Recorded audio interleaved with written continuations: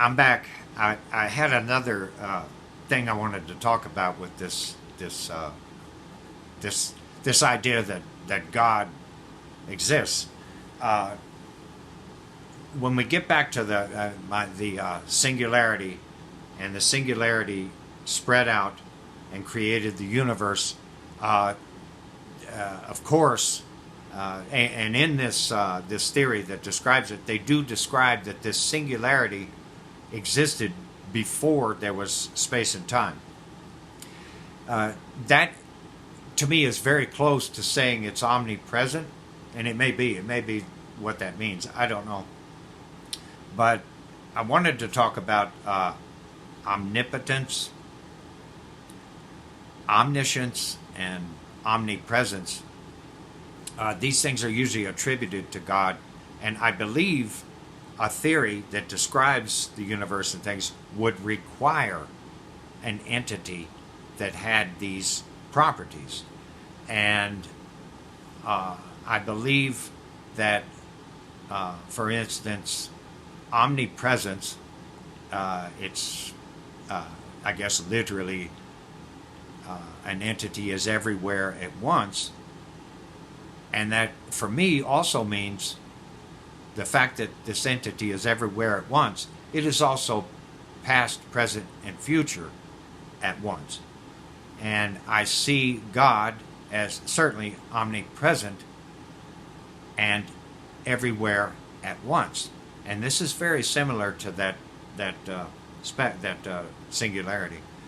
But this would enable God to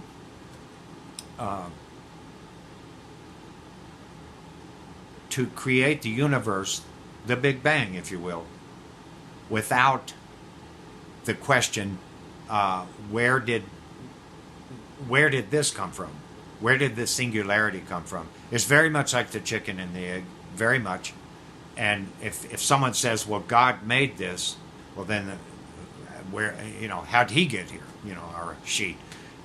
It's the classic chicken and the egg. What came first? Well, in the realm of omnipresence, there is an answer. What came first, the chicken or the egg? The correct answer is the egg, because the egg hatched, the chicken came out, grew up, and if it's a female, laid an egg, and so forth. And then the other guy says, no, the egg did not come first. The chicken came first, and the chicken laid the egg, and then the egg hatched, and so forth. Well, both of those answers are correct, and in an omnipresence, that the questions are answered. Because for me, omnipresence is it is time. It is power. It is knowledge. It doesn't possess these things. It is. And it's very much like in our world we have a beginning, a line, and an end. Beginning, end. Well, a creature, entity, and omnipresent. It was omnipresent. That line would be could go into a circular existence, and the word would be beginning end. And beginning end is the circle. No beginning, no real end. It is beginning end, and that is where this concept of God exists, and it does answer the question, of the classic chicken and the egg thing. And like I say, I believe that a theory that endeavors to explain the universe and its origin would require an entity, not a particle, but it would require an entity, and this entity would have to have omnipresence, as well as the quality of being omnipotent, and the other word is omniscient, you know. And it's not like it knows everything, it is everything. It is knowledge, it is these things.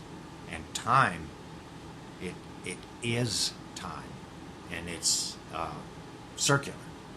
And our world, in our world, we have a beginning and a line and an end. Well, the Creator gave us that, if you will, provided that. Well, my opinion is if I don't have $5, I can't provide $5. The the entity I call God had beginning, end, and gave it to us, you know, and that is our world. But you can't give it if you don't have it. But this entity has all these things in a circular formation. Ours, I think, is more linear.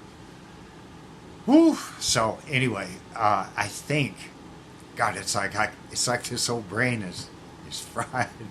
I think that's all I want to say about this subject, and I'm signing off again. Thank you for listening. Bye.